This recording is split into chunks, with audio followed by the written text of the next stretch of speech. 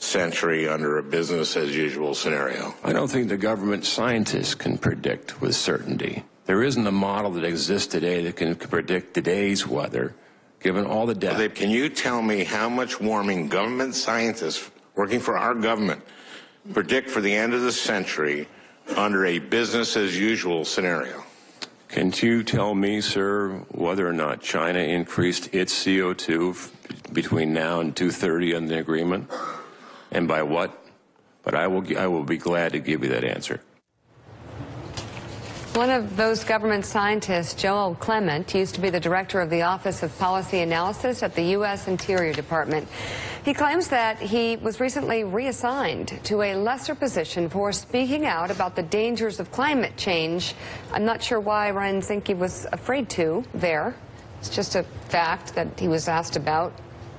Anyhow, Clement is now senior advisor at the department's Office of Natural Resources Revenue. And Joel joins us now, also with us, author and NBC News political analyst Anand Giridharadas. Very good to have you both on board. Tell us your story in terms of why you first of all decided to speak out, but when you started to see a change in your job status. Yes, well, I work on the effects of climate change upon, in particular, in this case, describing the Alaska Native villages that are poised on the brink of permafrost in Alaska. Next superstorm could take them right out. So the 3 villages that I mentioned are about to melt out into the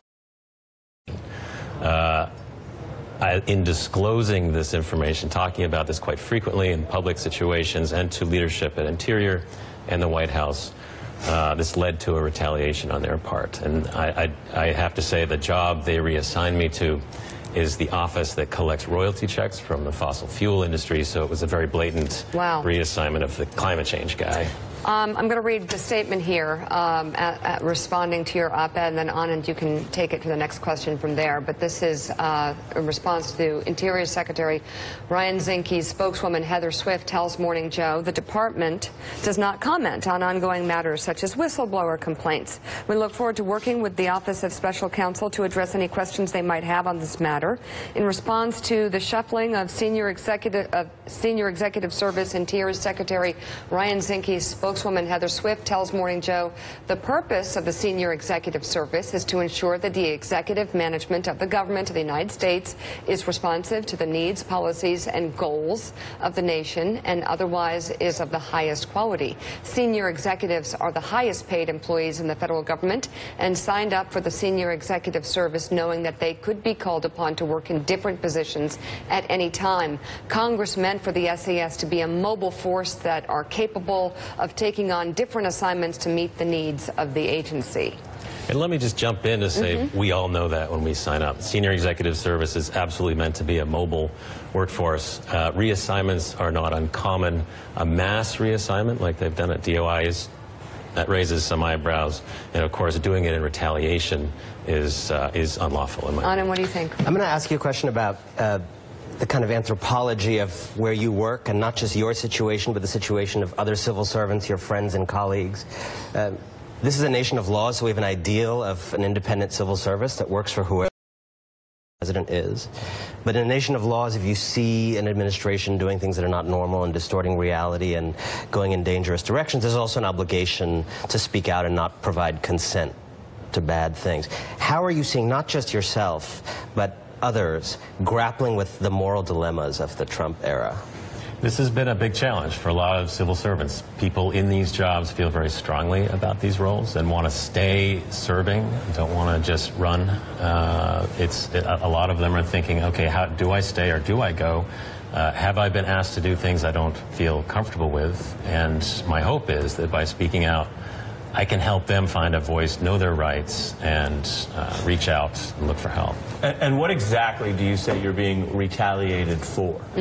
So I disclose this information about the effects of climate change upon these villages in the Arctic, and my work was to coordinate the federal engagement on that on that problem, and it's a serious problem. They're on the brink. There are some very serious consequences to neglecting the federal role in this case. One superstorm, and we've got refugees here in the country. So I do speak quite often about this, and I believe they retaliated against me. So just to clarify the one thing, right? There's, according to this, on June 15th, you said that you were one of about 50 senior department employees who got letters saying that they were getting involuntary reassignments. So not at all challenging your account of your own experience. What's the story with those other 49? Were those also people who were in some way being retaliated against, or are they moved for some other reasons? I won't speculate about most of them. I will say mine was probably the most flagrant. There was clearly an intent there to get me to quit.